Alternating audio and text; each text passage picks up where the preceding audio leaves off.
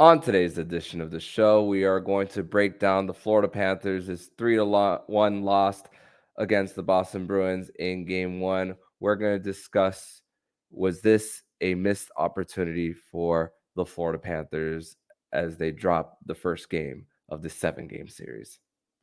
You're Locked On Panthers, your daily podcast on the Florida Panthers. Part of the Locked On Podcast Network, your team every day.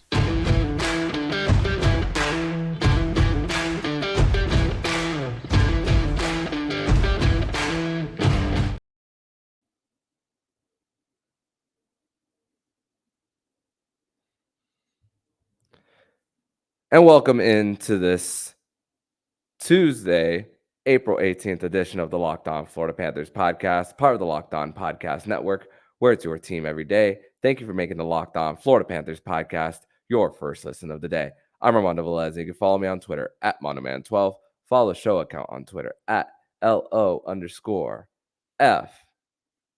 Panthers. Don't forget to also subscribe to the show anywhere you listen to podcasts and on YouTube. Follow us as well on Instagram at LO_FLA Panthers as well.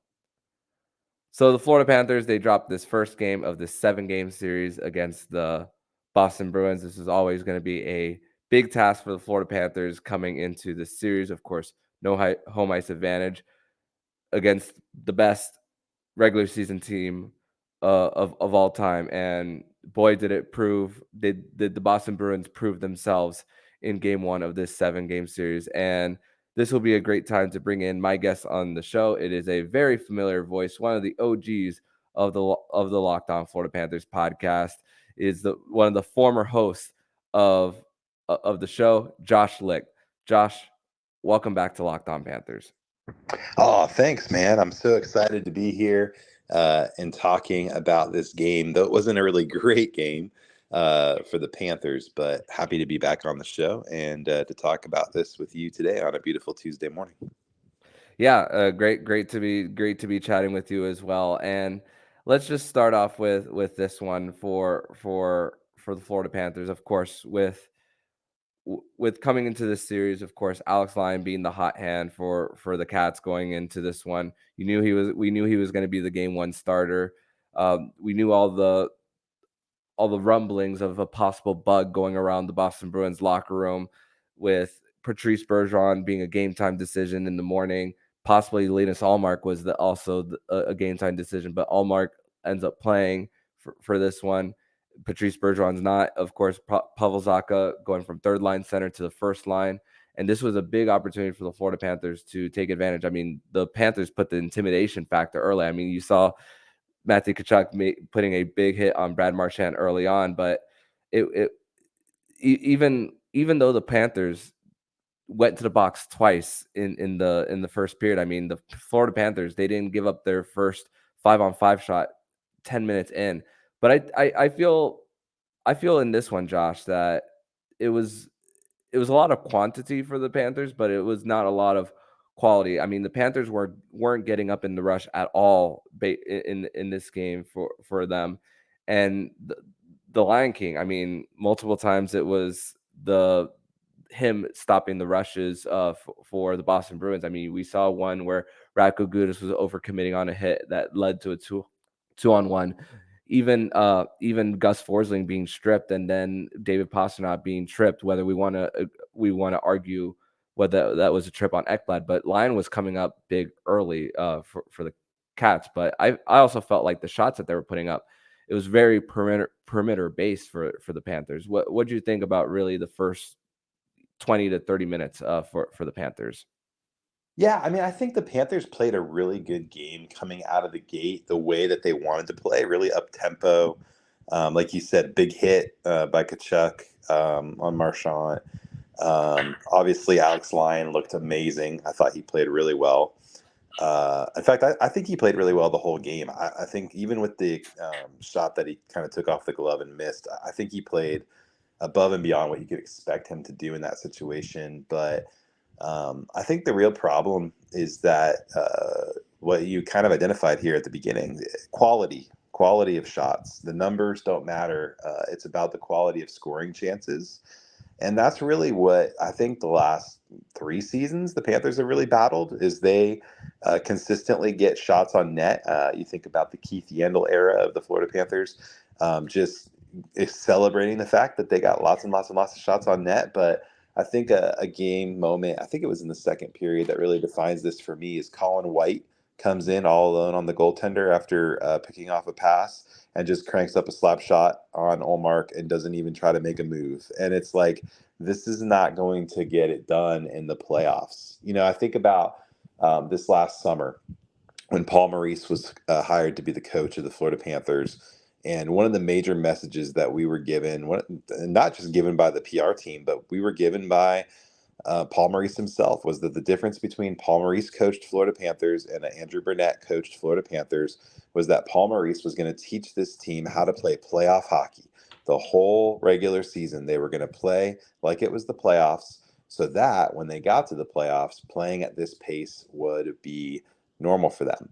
I think we can agree that's not what we saw tonight. This type of play from the Florida Panthers is honestly very similar to the type of play we saw in the round against Tampa last year.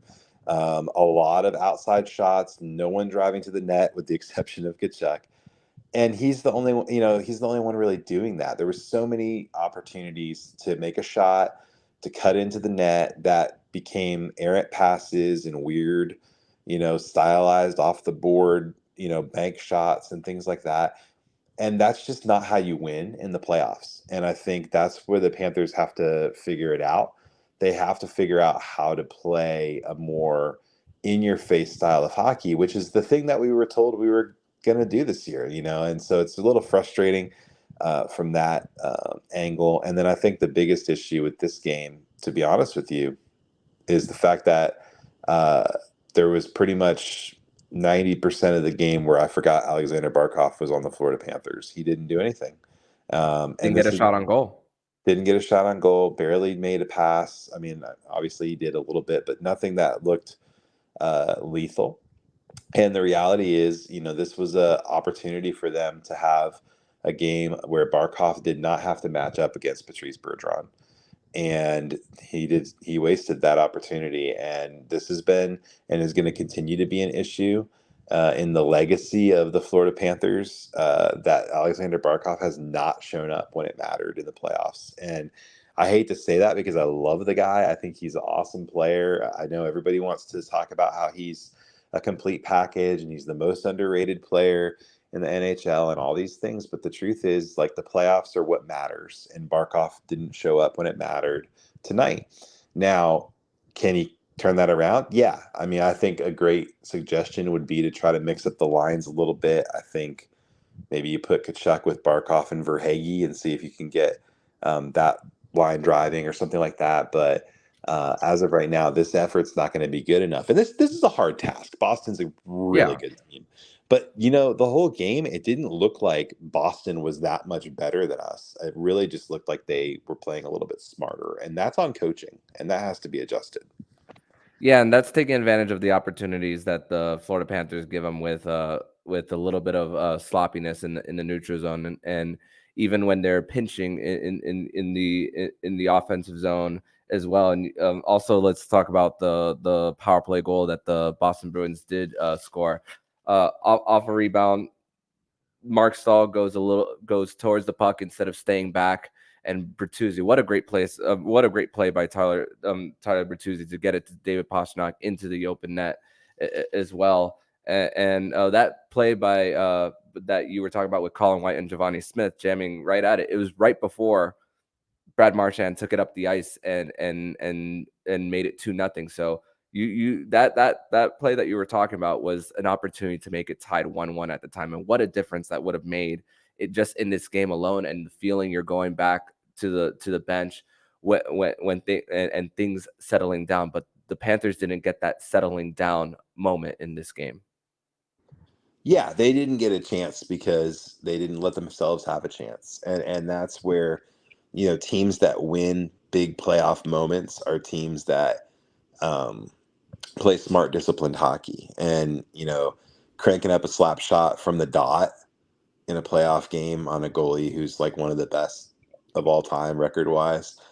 It's not the best play, and that's where it's all about decision making, and that's where the Panthers have lacked all season long. With the slight exception of a couple guys, namely Tkachuk and Verhaeghe, it just has been really hard for some of their forwards to make the right decisions in situations. And we see a lot of back passing. I used to always say there's 2 times that you should back pass. That's never and ever. All these like crazy, just wild back passes and just, things that just don't make sense. And even on the power plays that the Panthers had, which Boston really shut down quickly, both of them. There was a lot of weird decision making, even in the zone entries, and that's the biggest thing is they've got to work on better decision making with less steps to get it on net, and that's I think where they're struggling. You can't win playoff hockey from the blue line. Playoff hockey is won in the blue paint, and that's what they need to do. No doubt, and the Boston Bruins were definitely taking away the centering feeds for the Panthers in this one. We're gonna carry this conversation over to to segment number 2. We're gonna talk about the missed opportunity for the Panthers. We're gonna talk about Matthew Tkachuk getting on the board for the Panthers, and we're gonna talk about, is this style of play for the Panthers good enough to carry it over to game number 2 and possibly steal home ice advantage on Wednesday night. We're going to discuss that next here on the Locked On Florida Panthers podcast. But first, we're going to tell you all about FanDuel Sportsbook. And grand slams, no hitters, and double plays are back, and there's no better place to get it than on the MLB action than at FanDuel, America's #1 sportsbook. That's because right now, new customers can step up to the plate and get a no sweat first bet up to $1,000. Go to FanDuel.com/lockedon, sign up, place your bets, and get up to $1,000 back in bonus bets if you don't win. So don't miss your chance to get a no sweat first bet up to $1,000 when you join FanDuel today. Just go to FanDuel.com/lockedon to sign up. FanDuel, official partner of Major League Baseball. Segment number 2 here on this Tuesday, April 18th edition of the Locked On Florida Panthers podcast, recapping the Florida Panthers' 3-1 loss against the Boston Bruins with former host of Locked On Panthers, Josh Luecht. So, Josh, Matthew Tkachuk got on the board, and it was great wraparound, great getting it up around the boards by Eetu Luostarinen, and Matthew Tkachuk was the quick one to get it on to get it in the Boston zone, and then the quick hands that this guy has to fool Linus Ullmark on the toe drag. Looked like he was going to go 5-hole, but then lifts it up above Ullmark. Just what a great play by Matthew Tkachuk. But also, I want to get also your thoughts on that, but also I want to get your thoughts on how the Panthers and their creation of opportunities via the forecheck, because the way the Florida Panthers were pinning the Bruins down in their own zone was strong forecheck up against the boards, getting it back to the point, shooting and creating traffic up in front.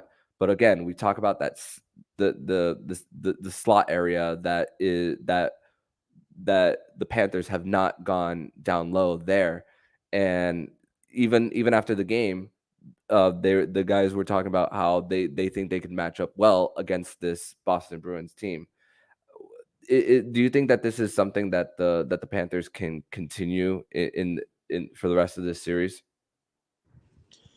Well, the way that the Panthers play is actually a good style to play against the way the Boston Bruins play because of the strong forecheck.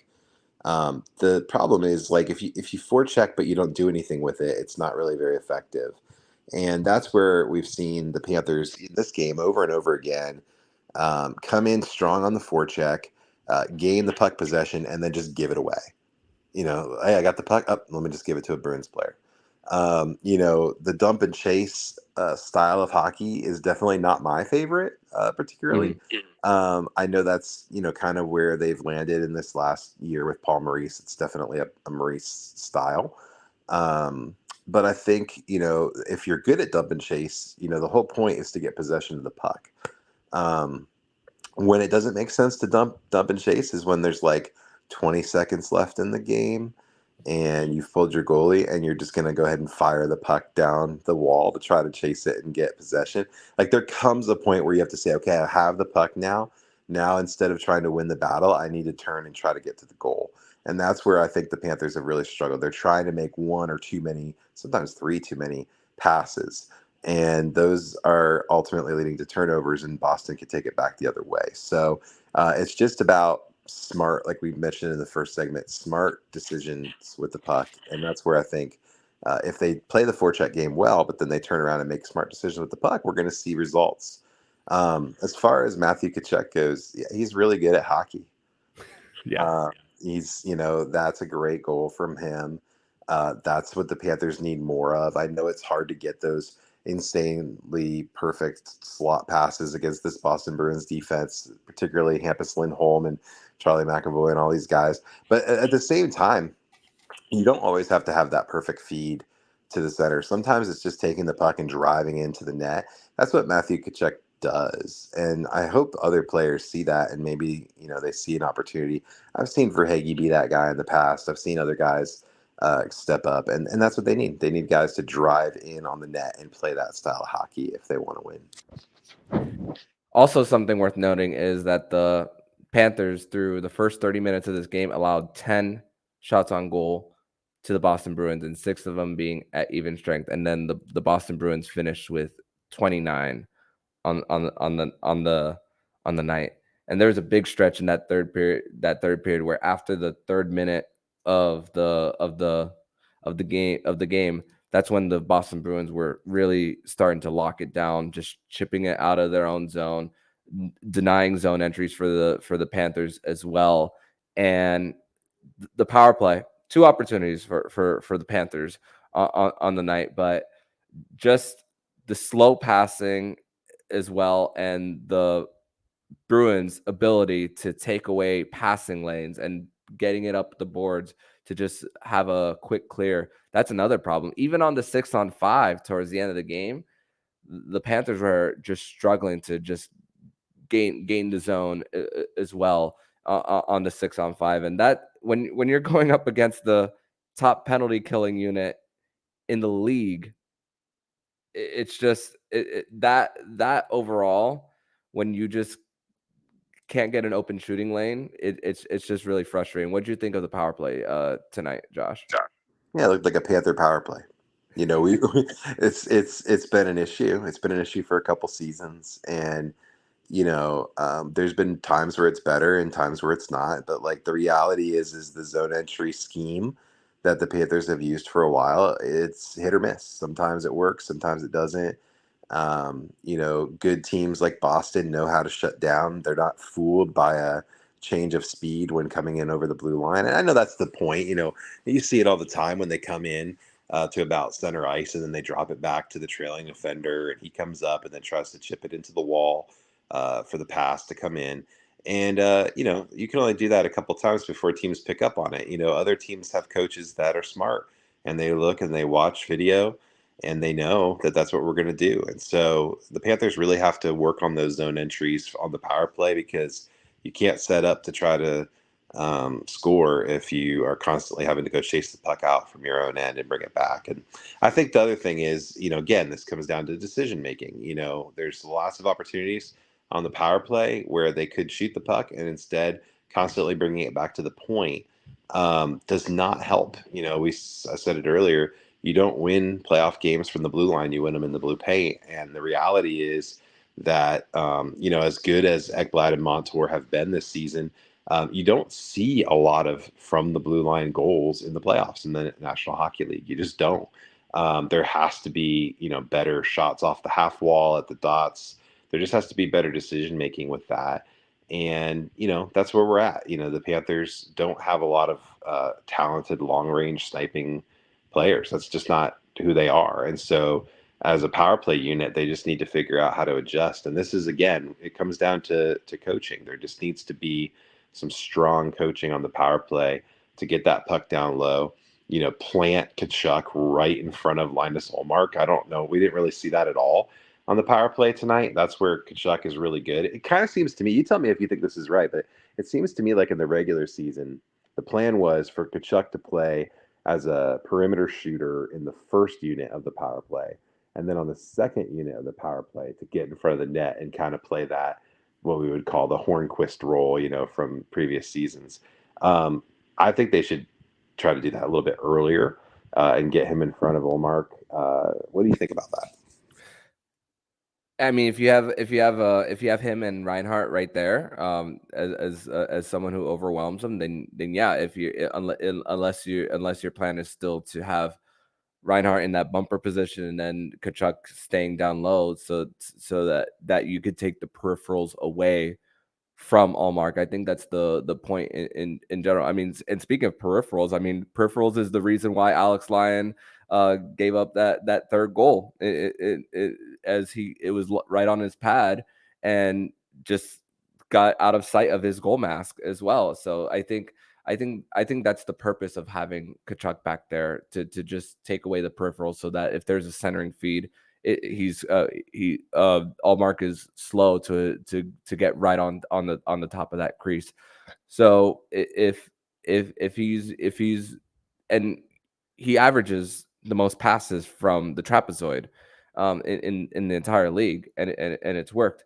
But if it's plateauing, I mean, they didn't even get a shot on goal tonight. No, I know. And that's what I'm saying. I mean, they just have to make some adjustments, but I'd like to see them do that. I'd like to see them swap Reinhart out for Verhaeghe on that first unit too. And I'd like to see what that would look like. I just think that's one thing that we have to say in the last few months. There's not been a lot of shuffling, particularly on the power play with what the strategy is going to be. And so that's where we got to see what they do in game 2, see if they actually adjust. Wasn't that the big complaint last year against Tampa? They spent 4 games just never adjusting. Now we got to see if the team can actually adjust. No doubt. And we'll talk more, and we'll definitely see if they're able to make that transition over to game number 2, as the Panthers are now down 1-0 in this 7-game series. We're going to discuss more of that next here on the Locked On Florida Panthers podcast. But first, we're going to tell you all about Athletic Greens. Our next partner is a product that I literally use every day, and I started taking AG1 because sometimes I need a little bit of a break from the coffee. And so what is this stuff? With one delicious scoop of AG1, you're absorbing 75 high-quality vitamins, minerals, whole food source superfoods, probiotics, and adaptogens to help you start your day right. This special blend of ingredients support your gut health, nervous system, immune system, energy, recovery, focus, and aging, all the things. Right now, it's time to reclaim your health and arm your immune system with convenient daily nutrition. With just one scoop in a cup of water every day, that's it. No need for a million different pills and supplements to look out for your health. To make it easy, Athletic Greens is going to give you a free 1-year supply of immune supporting vitamin D and 5 free travel packs with your first purchase. All you have to do is visit athleticgreens.com/NHL network. Again, that's athleticgreens.com/NHL network to take ownership over your health and pick up the ultimate daily nutritional insurance. Segment number 3 here on this Tuesday, April 18th edition of the Locked On Florida Panthers podcast, recapping game 1. With me is the former host of Locked On Panthers, Josh Luecht. And Josh, I said this in our chat today, and before the puck even dropped, one thing I'm glad about when it comes to a post-game presser under Paul Maurice versus Andrew Burnett is the fact that we weren't going to hear anything in relation to players being nervous. Going back to last year's postseason, right when the Panthers dropped game 1, the first thing we heard from Andrew Burnett was this team being a little nervous. I mean, you play 82 games in a season, and yeah, it's a different adrenaline rush, a different atmosphere as well. But I'm glad. I just had to get that out there, that I'm glad we're not hearing that. And of course, it comes with the experience of the coach. And I think with how the Panthers came out at 5-on-5, I'm not guaranteeing that they will win game 2. And especially if Paul Maurice goes with the suggestion of what you said with Tkachuk going on that top line, which we saw in that third period. Of course, sometimes those things happen in order to create a spark when you're down. And in the playoffs, you have to try different things here and there. And that's what I could appreciate with Maurice, of how he talks to the media after, and hopefully, maybe, possibly, what he could do with a possible adjustment in game 2. I mean, we haven't seen many. We've seen a little stubbornness from Maurice throughout the season, but maybe we could see a change in game 2. What do you think? Yeah, I mean, I'd like to see some changes. I think one thing that we need to be honest about when it comes to the Panthers' track record with the playoffs is that they are really good 5-on-5 in general. It's been the special teams that have struggled. If you're just talking 5-on-5 minutes tonight, it's a 2-1 game. So Mm-hmm. it's not, that crazy. And I really don't think that power play goal by Pasternak was really Lions' fault or really anything. It just, No. sometimes the puck bounces that way. But, Paul Maurice has a lot of experience as a coach. He needs to now lean on that. And that's what we would have criticized Andrew Bennett about last year, was that lack of experience as a head coach, perhaps caused him not to make any adjustments to the Lightning series. Paul Maurice doesn't have that excuse. He needs to make adjustments here. And there's things that he can do. I mean, I think even a casual fan watching the game can see things like, and I don't want to be a hater, but like Anthony Duclair, for example, he's just not playing a game that's indicative to Barkov. And so by putting Duclair and Barkov together, you're kind of putting an anchor on Barkov. Duke's not been very good. Like, if we're being honest, he's not been very good since he's been back. So, we need to see some of these lines get mixed up. And I know they have been a little bit, here and there, but there's just things like that need to be adjusted in order to make the maximum possible effect for the Panthers. And that's where that head coaching experience hopefully comes into play. I would expect to see a lot of adjustments in Wednesday night's game. I really would. I think they're going to look at a lot of tape. They're going to talk about a lot of things. And hopefully they're going to figure it out. Maybe they'll be able to add Sam Bennett into the mix on Wednesday as well, which would really bolster that second line with Tkachuk.